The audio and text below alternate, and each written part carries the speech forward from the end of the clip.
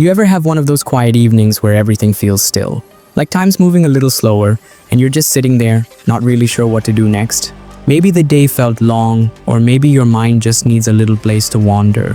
If that's where you are right now, come, sit with me for a while. I want to show you something. There are games, not just any games, but these soft, unforgettable stories that stay with you long after the screen fades to black. They're not about fast action or flashy moments.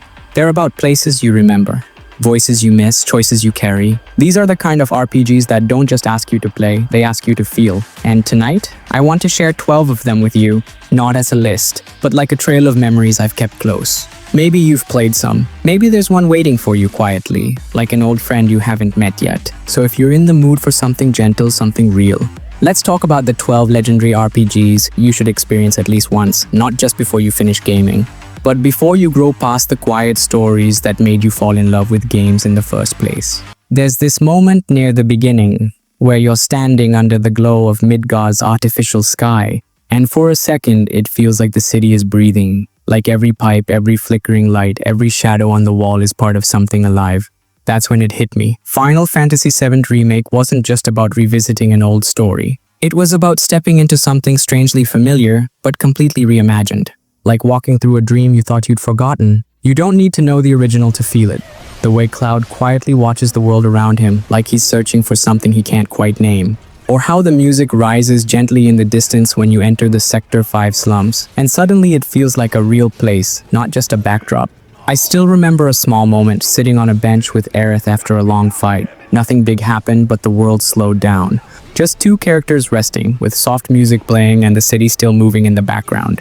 It was peaceful in a way most games forget to be.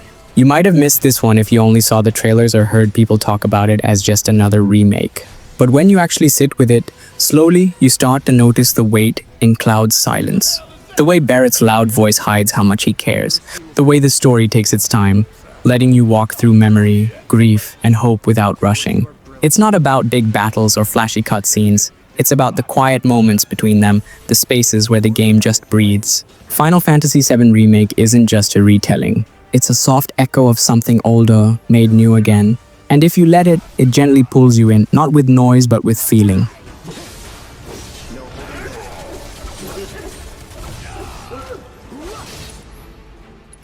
There was a winter morning once, years ago, when I woke up early and everything outside was still.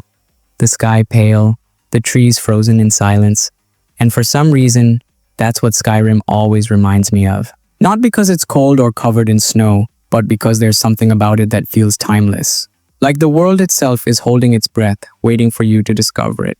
You don't have to rush in Skyrim, you can just wander. I remember walking alone through a pine forest while the music quietly played in the background, the kind of tune that feels more like memory than sound. No quest, no enemy, just soft wind and the crunch of snow under my boots. Then I stumbled upon a little shack on the edge of a frozen lake. It wasn't marked on any map, just there, lonely, untouched, and full of its own quiet story. That's the magic of it. Not just the dragons or the spells, but the feeling that every path, even the ones you weren't supposed to take, might lead to something beautiful. You might have played Skyrim before, maybe even for hundreds of hours, but I think there's always more hiding beneath its surface. A forgotten ruin, a haunting melody, a stranger with a story. It doesn't pull you along, it waits. And when you're ready, it gently opens itself to you, like a dream you don't want to wake up from. Skyrim isn't just a place you explore, it becomes a place you remember, even when you're not sure whether it was real.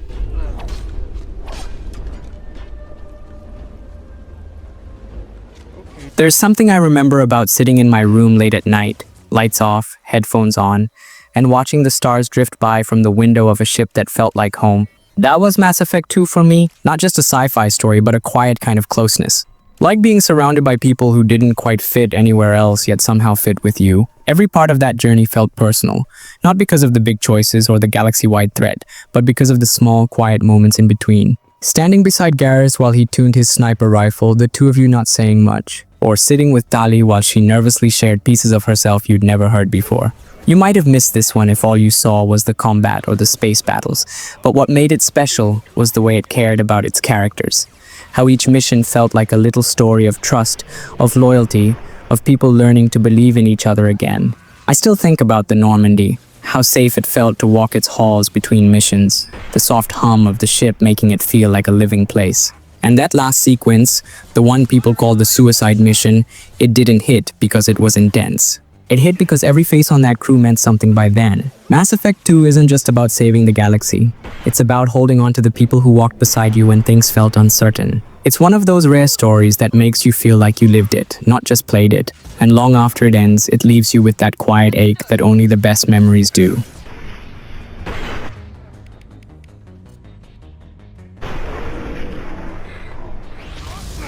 I still remember the way the rain fell that first night in Ferelden, slow and steady like the world itself was grieving. That's how Dragon Age Origins began for me, not with a grand battle but with a feeling, heavy, quiet and strangely beautiful. There was something about walking through those early halls of the Grey Wardens, where every shadow seemed to whisper a warning, but you kept going anyway because you knew something bigger was starting. You might have missed this one if all you saw were the Darkspawn and the war, but what made it truly special were the people, the broken, stubborn, fiercely loyal souls you met along the way. Alistair, with his awkward charm and quiet grief.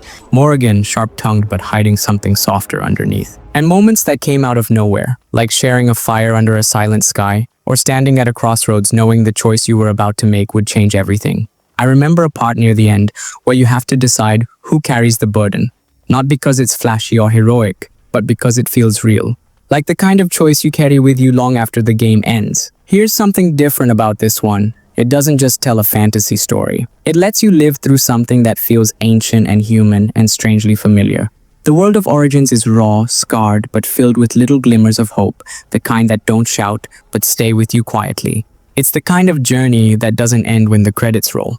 It lingers in your heart, in your memory, in the silence after the last decision's been made.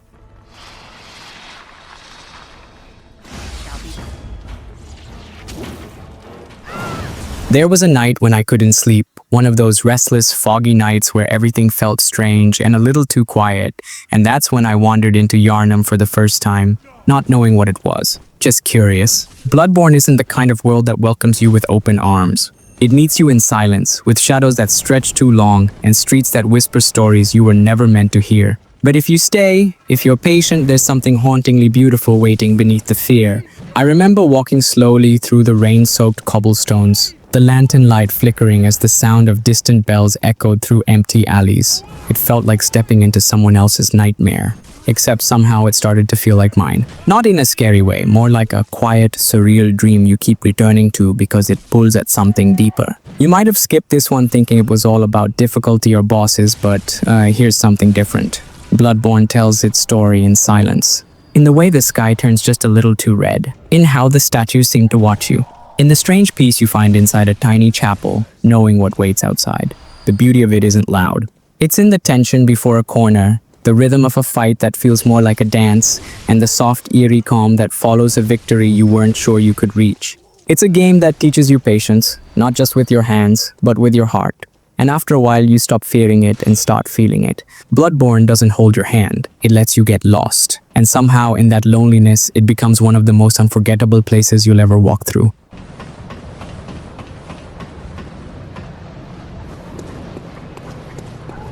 There's something about walking through a world that feels like it's already forgotten you. Like it existed long before you arrived and will keep crumbling long after you're gone. That's how it felt the first time I stepped into Dark Souls. I didn't even know what I was looking for, just wandered in, torchlight flickering, stone walls stretching out like the bones of an ancient story. It didn't greet me with noise or guidance, just silence and ruins like the world itself was waiting to see if I'd give up.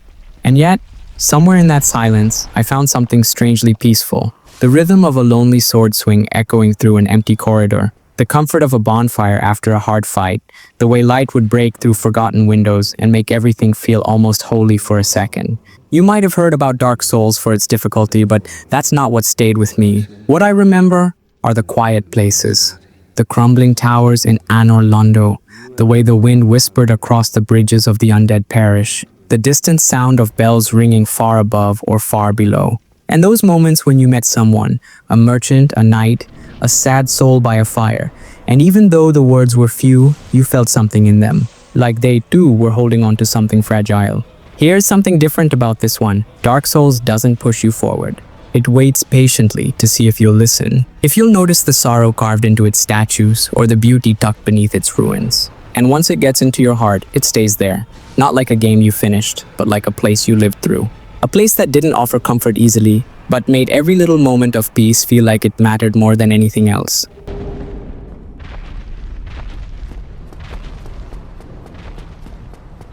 There was a moment, quiet and strange, where I stood alone on a ridge, watching the sun dip behind the broken skyline of New Vegas, and everything felt still. Not safe, not peaceful exactly, but honest. Like the world had torn itself apart and stopped pretending to be anything else. Fallout. New Vegas isn't about explosions or action for me.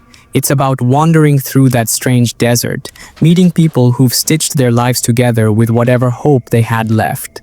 You walk into dusty towns where old machines still hum softly, or stumble across forgotten vaults where silence tells the story better than any terminal ever could.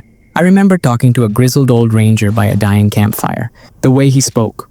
Slow, tired, but full of meaning. It felt like I was listening to someone who had really seen the end of things. And then there were moments where it all just felt bizarre in the best way. A wandering Elvis impersonator, or a robot with a cowboy drawl offering to be your friend. You might have missed this one if you just looked at the surface. But if you really sink into it, take your time and just walk. You'll find a world that feels heartbreakingly real in its brokenness.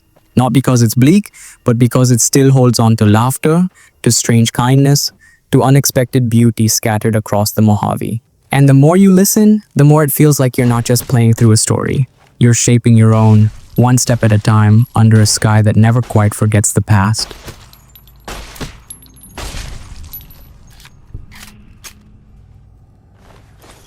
There's something kind of magical about waking up beneath a red sky, unsure of who you are, with strangers all around, and yet somehow you feel like you're meant to be there. Not in a heroic way, but in the quiet, curious way a story pulls you in before you even realize it's begun. Baldurs Gate 3 does that. It doesn't shout for your attention, it just places you gently in a world that's already breathing, already hurting, already hoping. I remember walking through a sun-dappled glade, unsure if the people I was traveling with could be trusted. And yet still feeling this strange warmth in the silence between our conversations. Sometimes we'd argue, sometimes we'd laugh, but it always felt like we were trying, like we were just lost people searching for a way to stay human in a world twisting into something dark. You might have seen screenshots of dragons or spells and thought it was all chaos, but the real beauty lives in the little moments. A hesitant glance, a quiet campfire, a choice you didn't know would matter. There was one evening where I sat beside a character I barely liked at first. And suddenly, they shared something soft, something real. And that's when it clicked. This isn't just a fantasy game. It's a long, thoughtful conversation between flawed people.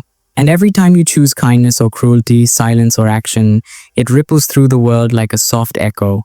The places you visit feel carved from dreams, mossy temples, crumbling towers, cities brimming with life and sorrow. And yet, the most unforgettable parts are always the people, the glances, the unspoken regrets. Baldurs Gate 3 surprised me, not with how big it was, but with how deeply it listened. It made me care, not just about what happened next, but about why it mattered. And that feeling stays with you long after the spellbook closes.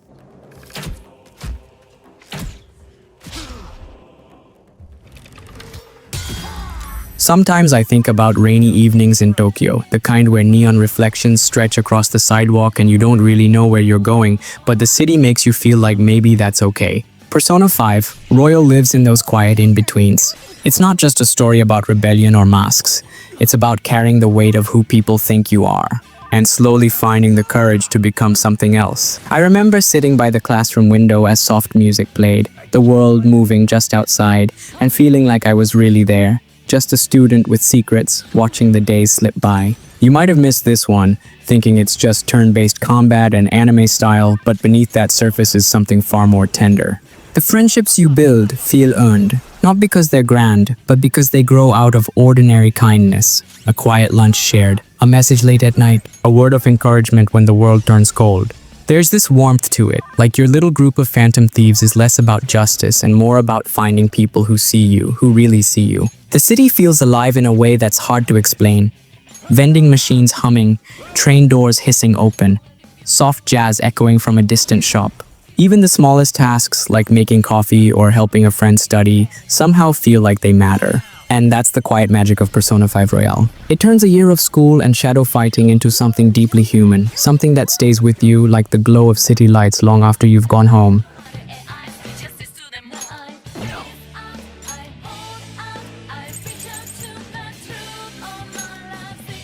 There's something strange about how silence feels in a place that shouldn't be quiet. I remember standing on a cliff in Elden Ring, looking out at this endless stretch of ruined land. Gold dust floating in the sky, trees glowing softly in the distance, and not a single sound except the wind brushing past my armor. It wasn't peaceful, not exactly, but it was honest. Like the world had been broken long before I got there, and all I could do was walk through the pieces. You might think it's just a hard game, but what stayed with me weren't the battles. It was the stillness between them. Wandering into a forgotten church with no roof, just sunlight pouring in through broken stone. Finding a small spirit, kneeling quietly, murmuring a name over and over, long after the person it belonged to was gone. Even when I got lost, which happened a lot, I never felt like I needed a map. The land itself seemed to call me forward, in little ways. A torch flickering near a cave, the distant howl of a wolf, a crumbling path lit only by ghostly footprints. And when I found something beautiful, like a ruined city buried beneath a lake, or a hidden village where everything was still, it always felt earned, like a moment I stumbled into just by trusting the road. The world doesn't beg for your attention in Elden Ring. It just exists, quiet and vast, waiting for someone curious enough to sit with it. There's a kind of loneliness here, but not the sad kind. The kind that makes you reflect, like walking through fog and hearing only your own footsteps. If you ever feel like disappearing into a place where the sky never quite looks the same twice, this one might speak to you in ways you weren't expecting. There's something kind of magical about sitting around a small campfire in the middle of nowhere, watching sparks float up into a starless sky while your companions quietly shift in the shadows. Divinity Original Sin 2 gave me moments like that.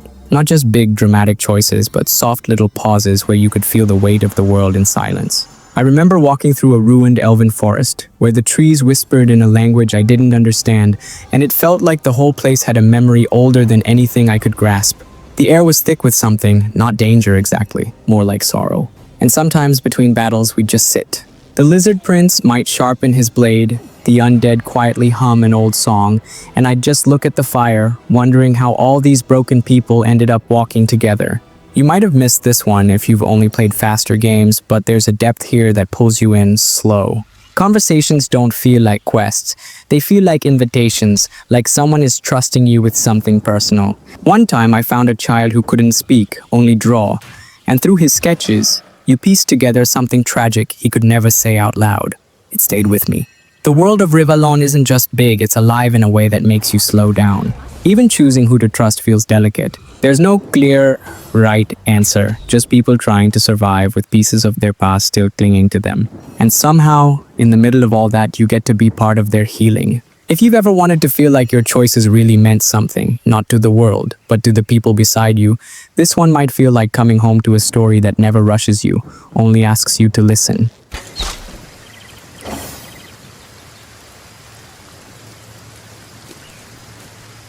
There was this one evening where the sky turned this pale silver blue just before a storm, and all you could hear was the wind moving through the grass. That's the kind of feeling The Witcher 3 gave me. Not just in the big moments, but in the quiet ones. Riding alone through the fields near White Orchard with no destination, just letting the world exist around you. There's something deeply still about it, like the game isn't trying to impress you, just offering you a place to breathe for a while. You follow Geralt, sure, a gruff old monster hunter. But it's the way he looks at the people around him that made me stay. A baron begging for forgiveness. A little girl lost in the woods. A ghost who only wanted to dance again. These moments sneak up on you. And the world.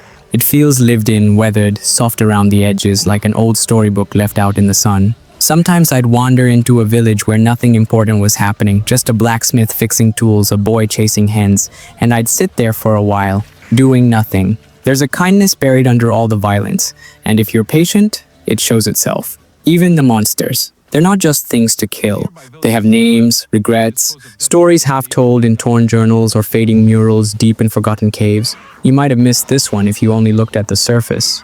But underneath, there's this aching, human warmth. Like a story that knows how tired you are and gently says, "Come walk with me a while." And in that walk, it gives you something you didn't even realize you needed.